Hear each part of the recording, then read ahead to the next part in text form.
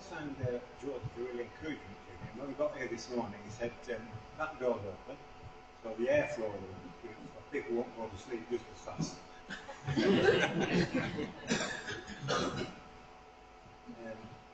And when we first started looking at, or thinking about doing Ruth as a series, Josh put it down on the preaching plan, and it came out that at that time that Joseph was actually preaching because it was going to be in April, and we didn't really feel that we were going to ask visiting preachers and young people young preacher to do the series, and so we sort of kicked it back a little bit.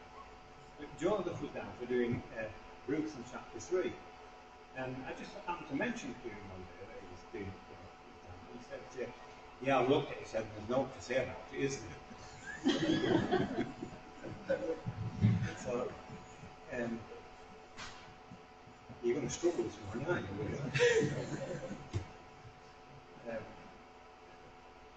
But Ruth chapter 3, it's actually the pivotal chapter in Ruth's Gospel. And when Ruth, the book of Ruth, and it's an interesting book, is Ruth, because it's about a person. Some people think it's just a love story. It's about Ruth getting together with Boaz and getting married, and is in the lineage of Jesus further down the line. And other people think it's about the Redeemer, and Boaz is a type of Jesus Christ, and that's true as well. He's the type of who Jesus is. He's the Redeemer of Ruth. Other people think it's because Ruth was from Moab. She was a foreigner, and it's that God accepts foreigners. And all of that's true, you know.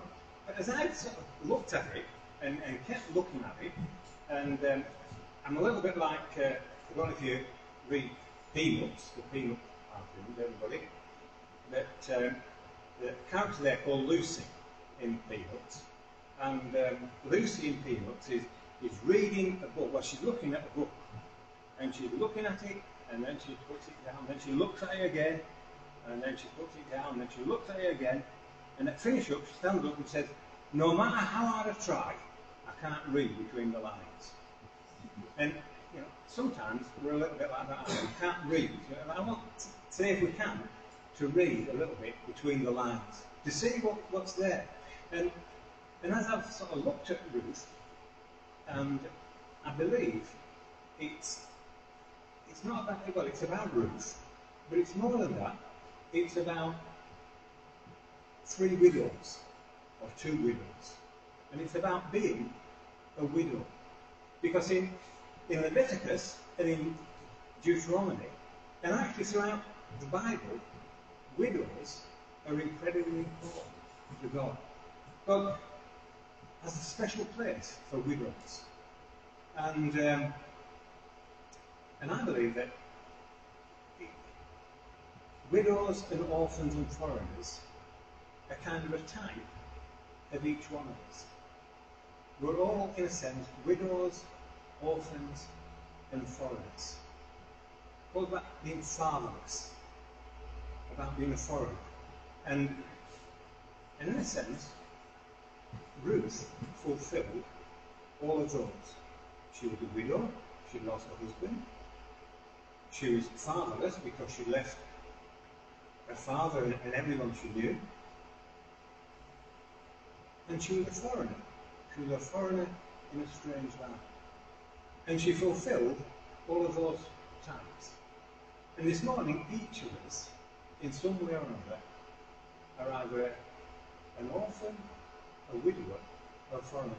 The word widow, it's quite interesting if you sort of look at the sort of Greek and the Hebrew of it. Not that I understand it, I just have to sort of take what people say.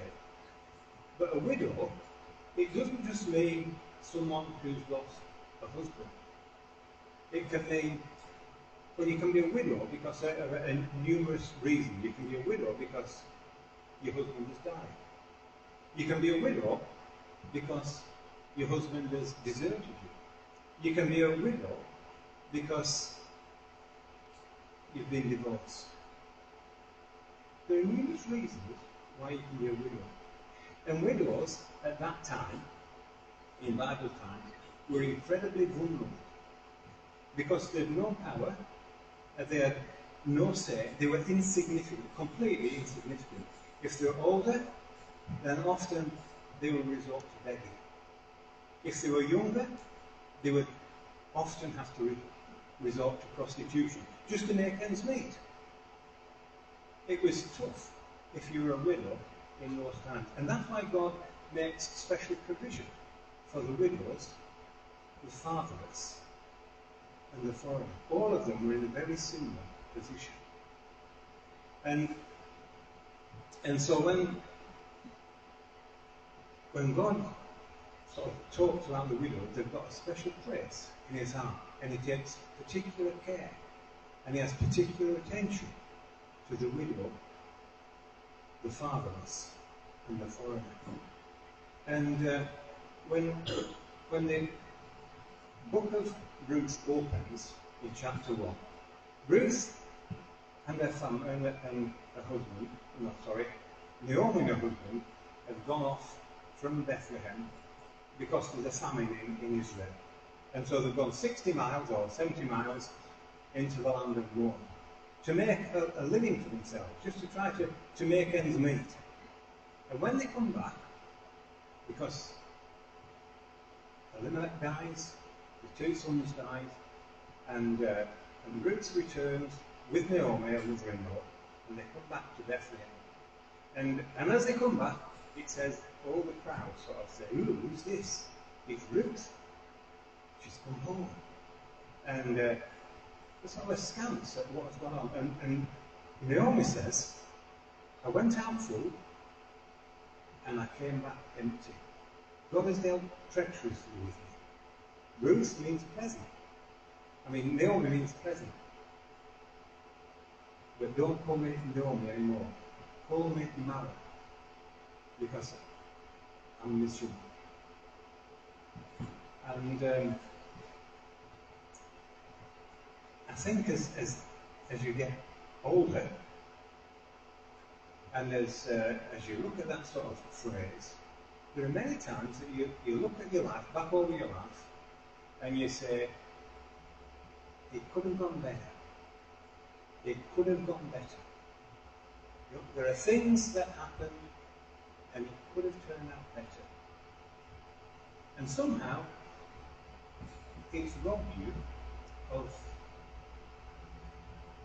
a sense of vitality, a sense of hope.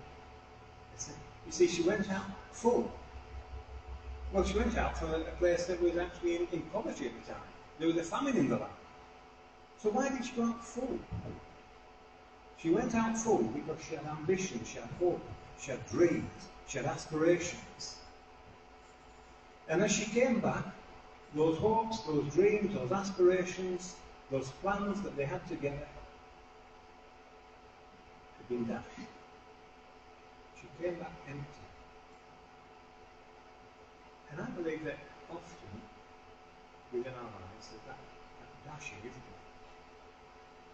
And interestingly, one of the, if you read the word widow in Greek, it's very closely related to the word bereaved or bereft. You can be bereft. Left, it's like something that touches your heart, isn't it, when you're bereft? It's something that is deep. And so as Naomi and Ruth returned, there was that sense of loss, that sense of not belonging. And a little bit like the reading that John had in Psalm 22. There was that feeling of being all alone in the world.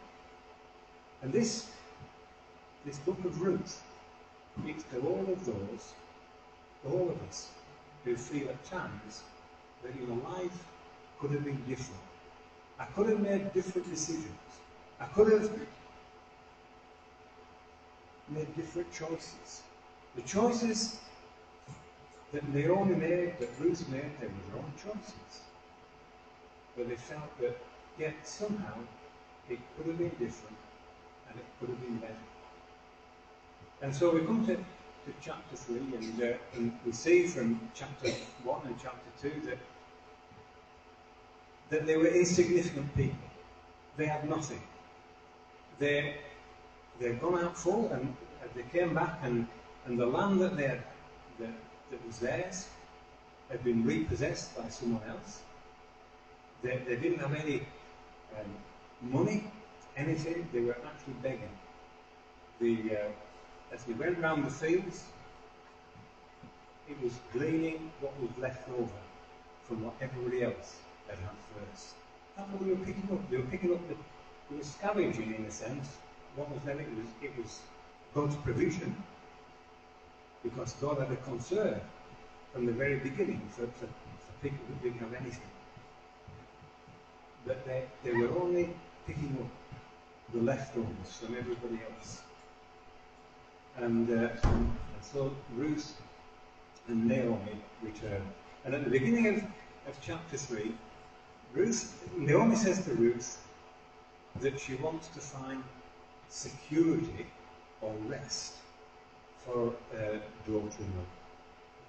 Read verse 1. In mine is slightly different than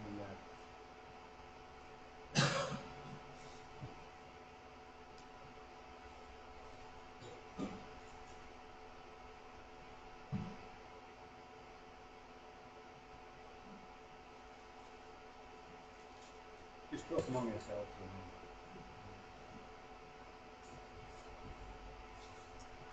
Then Naomi, her mother-in-law, said to Ruth, "My daughter, shall I not seek security for you, that it may be well with you?"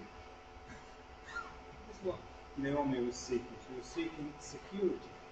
She was seeking, that word security, it means rest. It means to be provided for, to be protected. And what Ruth was seeking was to have that protection, that security, that rest. She'd been through lots. She was on her knees, really. And she sought security. She sought rest. She sought protection. She sought provision for her daughter-in-law and for herself. And in fact, where we all are at times, we seek security. We seek rest from all the turmoil. We seek sort of the protection over our lives. And that was what Ruth was seeking. Just recently, I've been reading a book, finished it this last week, and it's called Angela's Ashes. I don't know if any of you read it. There's a film about it. I don't want to spoil the film, or I don't want to spoil the book. Angela's Ashes is about a lady called Angela. Well, it's really about her son, who's called Francis. And Francis is born in America, because Angela emigrates to America in the early 30s, 1920, 1930. And she falls pregnant and is forced to marry a lad called Pat. And the problem with Pat is that he's actually an alcoholic. And any money that he receives, he just drinks. And there is no social services, no social network to support people. And so after they have 2 more children, and the little girl dies in America at just a few months old, and they move back to Limerick in Southern Ireland. And again, the story is how this lad is brought up, how he has absolutely nothing. Often no shoes on his feet, nothing in his stomach, and day after day he sort of just makes ends meet. They beg, they steal, they do whatever they can, because any time that Pat's in work, he brings home the wages the first week and they're in heaven. By the second week, he stays out and you drink all the money away. And so Angela has to go down the dock road looking for little bits of coal that she might light a fire. It's just a horrendous story, really, of life in the 1930s, growing up in Southern Ireland. And when I finished my book, I said to her then, I don't understand the title. It's called Angela's Ashes. And I thought, when I started reading it, that she would die, and they'd have the ashes, and they'd go somewhere with these ashes. And Elaine very kindly didn't say, "Here you dumb beggar." So that's what she thought. She said, "It's about her dreams and her hopes of Angela. They're all in ashes." "Oh, right, yeah, I get it now." And sometimes, that's what life is like. It's our dreams and our hopes are in ashes around our feet. And that was where Naomi and Ruth were as widows.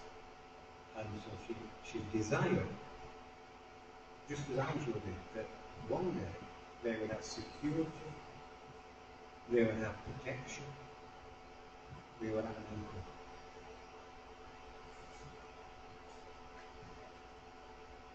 And so that was the plan. That was their hope. That was their dream. And isn't that the dream of every fatherless child?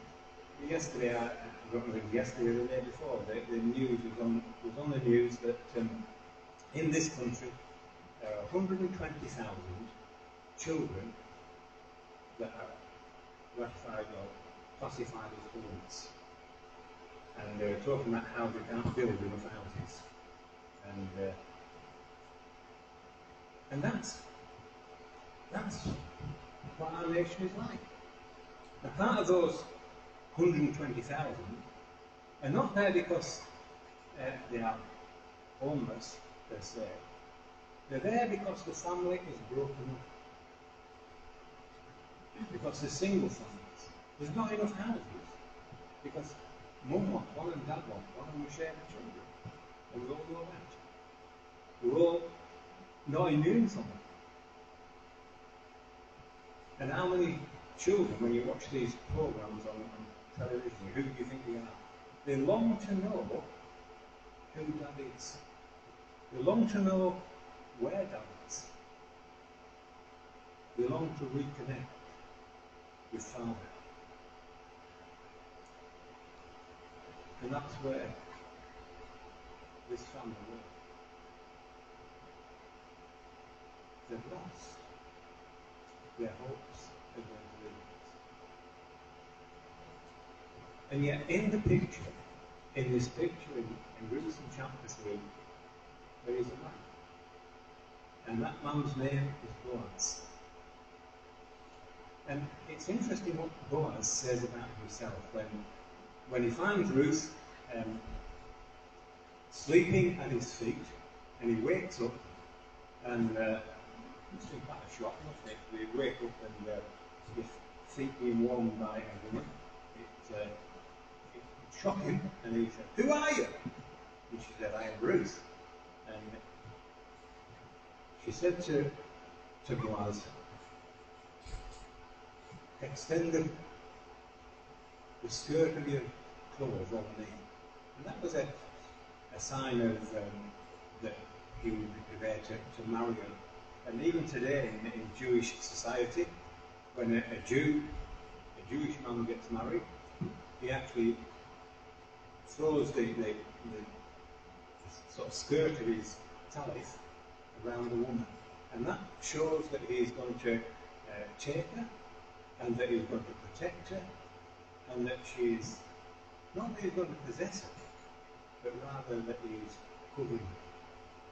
It's like Stephen said last week, it's like the hen covering the brood of chicks. Interestingly, when Jesus came back the last time into Jerusalem for the last week, and he looked over Jerusalem, you remember how he came and he saw Jerusalem before him as he stood on the Mount of Olives, and he said, Jerusalem, Jerusalem, how oft would I have gathered you as a hen gathers her brood, will you wouldn't? You see, they weren't willing to be taken in. They weren't willing for God to encompass the people of the Jews at that time, the people of Israel. But Ruth was willing to be, was open to be married, to come under the authority, to come under the protection and the provision of Boaz.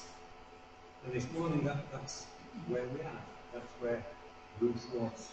She came under the protection and under the provision of Father God. Widows are incredibly important within the Bible story. Even when we come over into the New Testament, widows are incredibly important.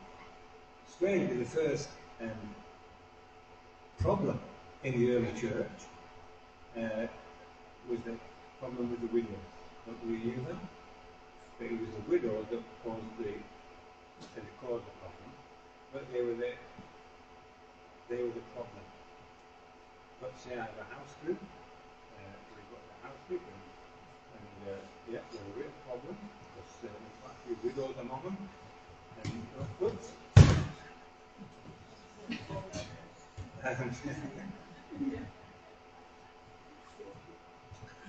But within the early church, it was how they cared for and looked after and nourished and cherished the widows that was incredibly important. And in our church, listen up, it's not the foreigners particularly, it's the widows and the fatherless that we need to be nourishing and caring for. The people that are bereft, whose hearts have been hurt, who feel insignificant, who feel that they're going under the radar, that nobody notices. The book of Ruth, in the 3rd chapter of Ruth, tells us that God is really concerned and longs to extend his arms of love around those that are feeling like Angela's ashes. You know? That the life has not been kind, and there are things that could have been different. And yet this morning God extends. God reaches out his arms of love. When Ruth left in the early hours of that morning, he didn't say, go away and do something about it. He actually blessed Ruth. She didn't leave empty-handed. It was almost like he gave her a provision for the moment. And I believe that this morning that God, that's what God wants to do. He wants to give any one of us the provision that we need for the situation that we face, for the hurt that we have, and for the emptiness that we sometimes feel, and for the lost dreams that we all know.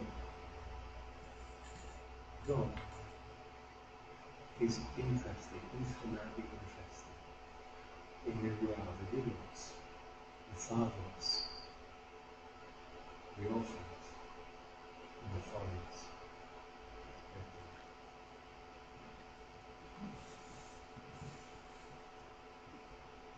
Lord, we want to thank you this morning that you are loving